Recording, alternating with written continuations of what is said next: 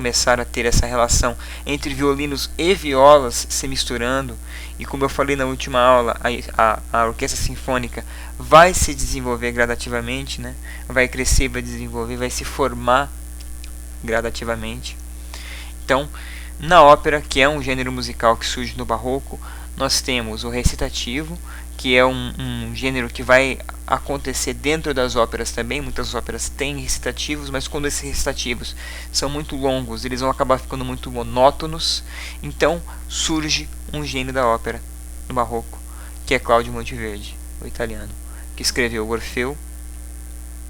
E para sua ópera ele empregou mais de 40 instrumentos, já com o uso do violino, da viola, já misturados. Tá? Nós teríamos também a ária, tá? Que é o seguinte: os compositores, eles continuaram a usar o recitativo, eles não vão parar de usar o recitativo, só que eles vão começar a dar mais atenção e mais importância para as áreas. Existiam duas espécies de recitativos: seco e o instrumentato, que também era chamado de acompanhato, tá? Esses termos vêm do italiano porque a gente está falando de uma música que era composta na Itália, tá?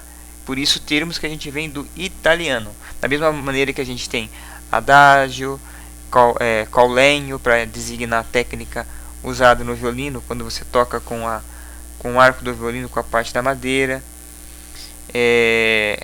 Os andamentos do metrônomo allegro ma non tonto,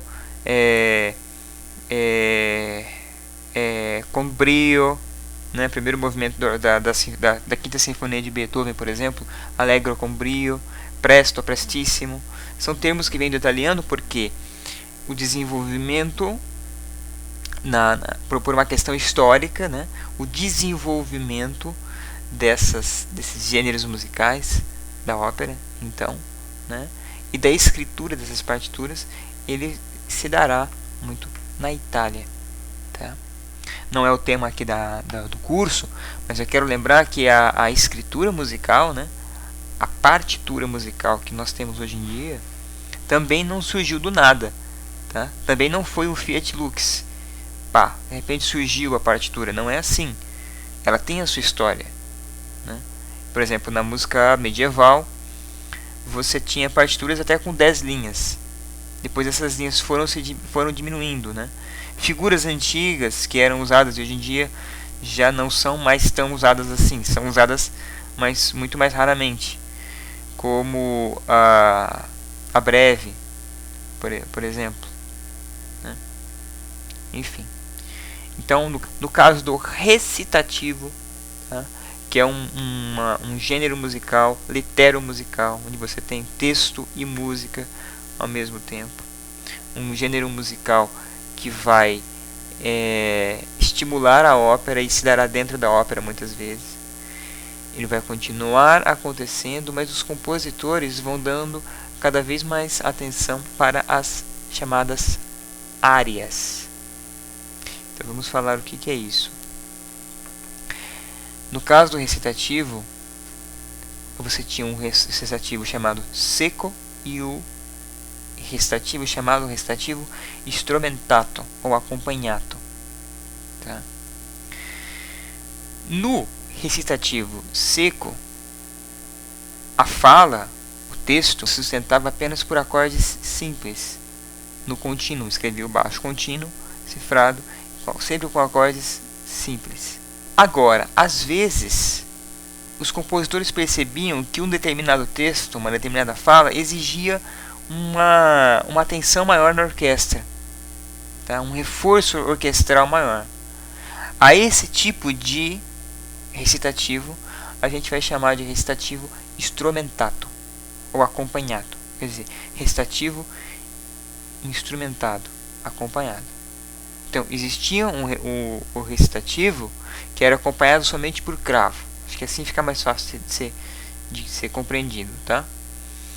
E existia o recitativo acompanhato ou instrumentato, que não era acompanhado só pelo cravo, mas por outros instrumentos também.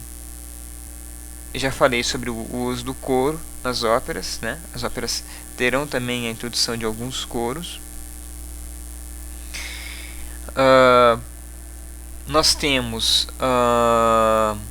Alessandro Scarlatti, compositor barroco italiano também, do barroco italiano, que escreverá óperas, e ele vai começar a introduzir as chamadas aberturas italianas. Tá? O que é isso? Quer dizer, antes das óperas propriamente ditas, ele colocava uma abertura, uma música de abertura, uma música instrumental, tá?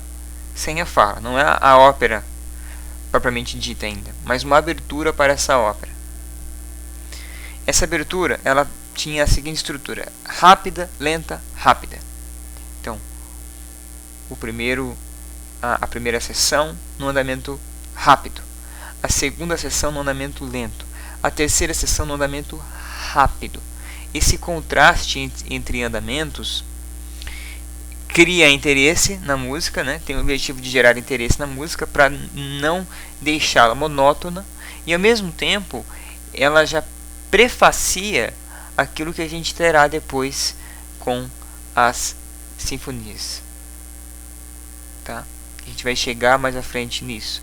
A sinfonia, ela terá também esse processo, essa estrutura com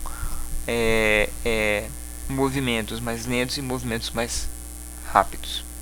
O Alessandro Scarlatti, ele costumava estruturar as suas áreas segundo a chamada forma da capo, tá? Que é uma forma ternária, ABA. O que é uma forma ternária? Quer dizer, uma forma você tem a primeira seção, você tem que é a seção A, a segunda seção, que é a seção B, e a terceira seção, ela volta novamente à seção A, repetição da seção A. Tá? Só que aí, nesse caso, ele escrevia só as duas seções e colocava um da capo. Por isso, a forma da capo. Ele pedia para voltar. Já na França, a gente tem Lully, a gente tem Rameau. No caso de Lully, ele se tornou um compositor da corte de Luís XIV, chamado Rei Sol. Tá? E era muito comum, nessa época, que os reis contratassem, né, compositores para a sua corte. Mozart, que é o nome da música clássica, será também muito requisitado pela nobreza na época, pelos reis. E no caso de Lully, que foi contratado pelo Luís XIV, ele será a pessoa que vai conceber a chamada abertura francesa, porque ele é francês, então a abertura francesa, assim como Alessandro Scarlatti concebeu a abertura italiana. A abertura francesa, ela tem um começo um pouco mais lento, tá? Em um ritmo um pouco mais pontuado. Aí depois ela chega numa parte mais rápida. E aí depois disso vinha uma ou mais danças. É algo muito comum na música francesa, né? A introdução, e nas óperas também, de sessões de balé. Então, aí nós temos já um casamento entre o teatro, né, e a música, que vai dar origem à ópera. Nós temos já na música renascentista, como eu falei na última aula, a composição de balés. E no italiano, balletto, né? Danças bem ritmadas, música popular, profana, danças bem ritmadas, festivas, né? Eu citei na última aula Now is the Month of May, de Thomas Morley. E com o advento da ópera, ocorrerá que muitas óperas conterão em si um balé, né? Dentro da ópera, então, acontece o balé. Isso vai acontecer bastante, principalmente na França, onde o balé vai se desenvolver muito. Na Inglaterra, o principal nome que nós temos é o de Henry Purcell. A obra que ele vai compor, que é a obra mais citada quando se fala de Henry Purcell, é Dido e Enéas. E na Alemanha, a música barroca alemã, a gente vai ter o nome de Handel. Mas eu vou chegar em Handel ainda, calma aí. Bom, Além de tudo isso, a gente tem também o oratório, que é uma música religiosa. O texto, geralmente, desse tipo de música é extraído da Bíblia. Tá? Handel comporá oratórios, Bach também comporá oratórios.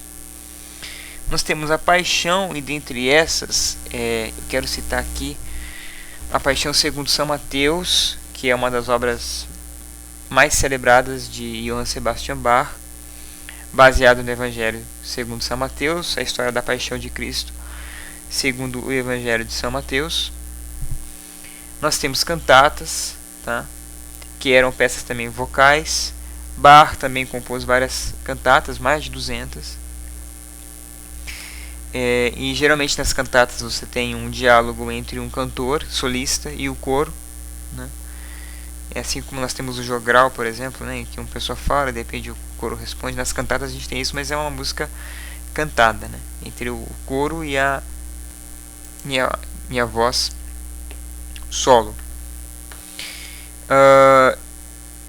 E no que diz respeito à música instrumental, a gente tem a fuga. Ora, eu já falei sobre o desenvolvimento da música contrapontística desde a música medieval, né? Então, eu estou sempre fazendo esse bate e volta porque eu acho importante para você compreender melhor a música do barroco, né? Se voltar à música que precedeu a música barroca.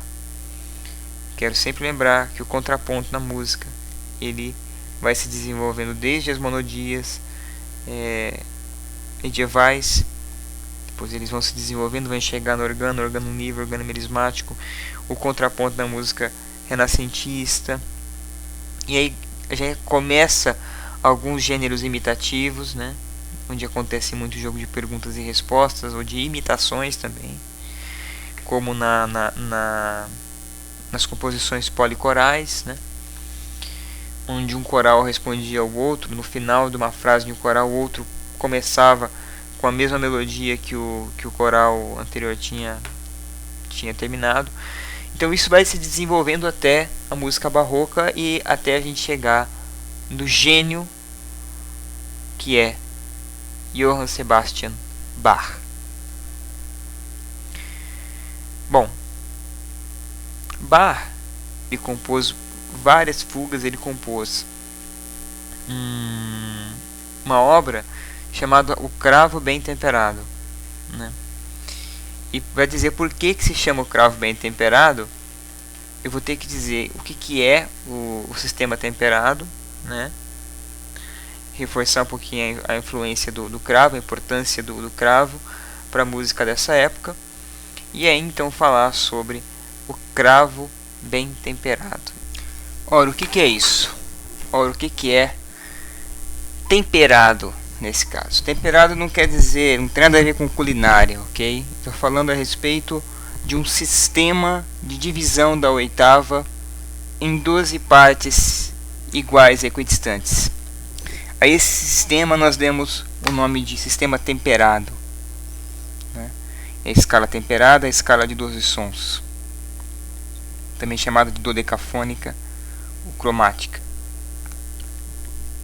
A introdução de alguns acidentes em meio aos modos já na música renascentista, que assistia a um processo de libertação desses modos, por assim dizer, né?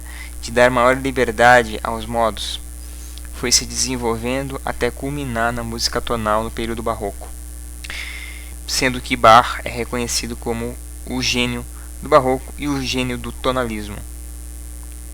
Ele compôs então uma série de fugas e de tocatas e fugas em cada uma das tonalidades, tá? Das 12 tonalidades, maiores e menores,